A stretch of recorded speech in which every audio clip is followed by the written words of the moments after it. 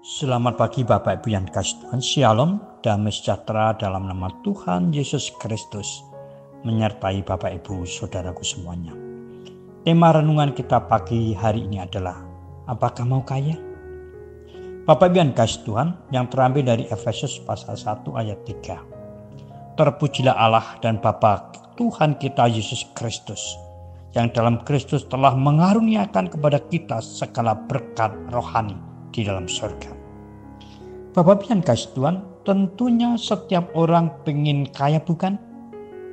Bahkan tidak sedikit yang ingin kaya dengan cepat dan mudah.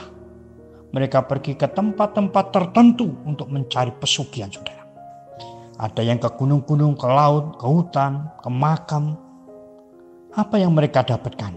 Kekayaan, kelimpahan, atau kemuliaan? Bukan. Yang mereka dapatkan adalah kematian, saudara. Nah, kalau begitu, di mana dan bagaimana cara mendapatkan kekayaan yang sebenarnya, yang sesungguhnya? Sumber segala kekayaan, sumber segala kelimpahan, sumber segala kemuliaan, itu adalah Allah, saudara. Rasul Paulus mengingatkan kepada jemaat di Efesus, bahwa sumber kekayaan itu bukan di Efesus, bukan pada kuil Artemis, tetapi pada Allah, Bapa Tuhan kita Yesus Kristus, saudara. Iblis seringkali menipu manusia sebagai sumber kekayaan, sebagai sang pemilik kekayaan. Bahkan kepada Tuhan Yesus sendiri saja, ia berani menipunya, saudara. Dan iblis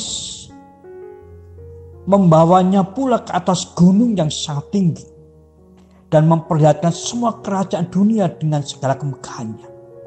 Dan berkata kepadanya, semua itu akan kuberikan kepadamu jika engkau sujud menyembah aku.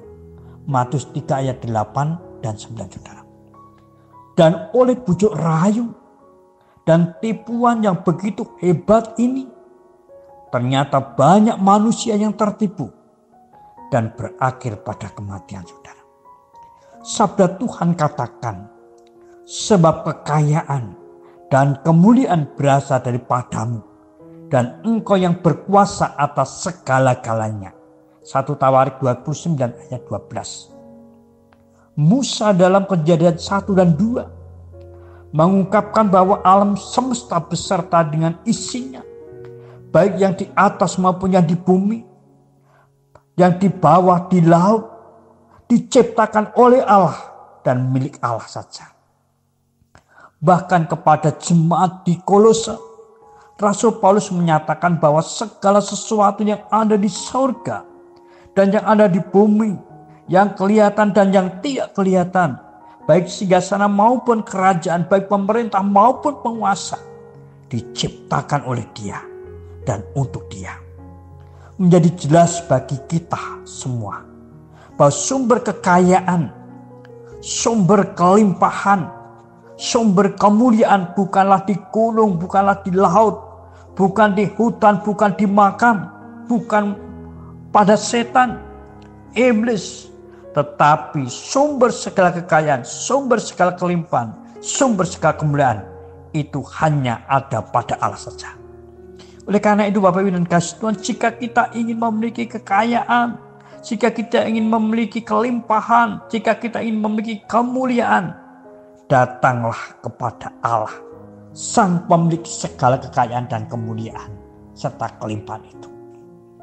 Nah Bapak Ibu dan kasih Tuhan, lalu bagaimana kita bisa mendapatkan segala kekayaan yang Allah sediakan itu? Caranya mudah. Buat setiap kita, yaitu percayalah kepada Yesus Kristus, Tuhan dan Selamat. Salomo berkata, saudaraku yang dikasihi Tuhan, siapa percaya kepada Tuhan diberi kelimpahan.